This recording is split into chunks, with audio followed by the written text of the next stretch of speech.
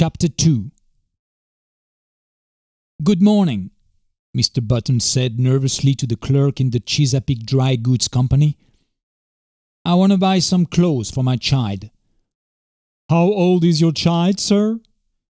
"About 6 hours," answered Mr. Button without due consideration. "Baby supply department in the rear." "Why, I'm not sure that's what I want. He's an unusually large-sized child. Exceptionally large. They have the largest child sizes." "Where's the boys' department?" inquired Mr. Button, shifting his ground desperately. He felt that the clerk must surely scent his shameful secret. "Right here." "Well," he hesitated. The notion of dressing his son in men's clothes was repugnant to him. If, say, he could only find a very large boy's suit, he might cut off that long and awful beard, dye the white hair brown, and to retain something of his own self-respect, not to mention his position in Baltimore society. But a frantic inspection of the boys' department revealed no suits to fit the newborn Button. He blamed the store, of course. In such cases, it is the thing to blame the store. "How old did you say that boy of yours was?" demanded the clerk curiously. "Is 16. "Oh, I beg your pardon. I thought you said 6 hours. You'll find the youth department in the next aisle." Mr. Button turned miserably away. Then he stopped, brightened, and pointed his finger toward a dress dummy in the window display. "There!" he exclaimed. "I'll take that suit. Out there, on this dummy." The clerk stared. "Why?" he protested. "That's not a child's suit. At least it is, but it's for fancy dress. You could wear it yourself." "Wrap it up," insisted his customer nervously. "That's what I want."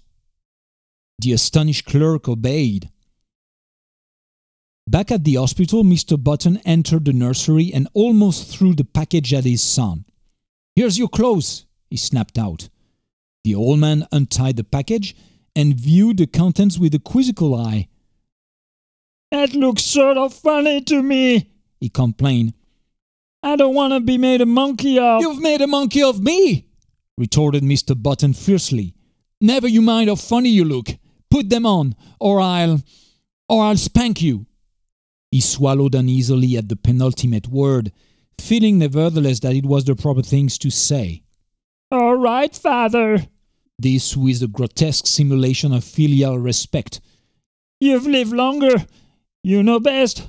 Just as you say." As before, the sound of the word father caused Mr. Button to start violently. "And hurry!"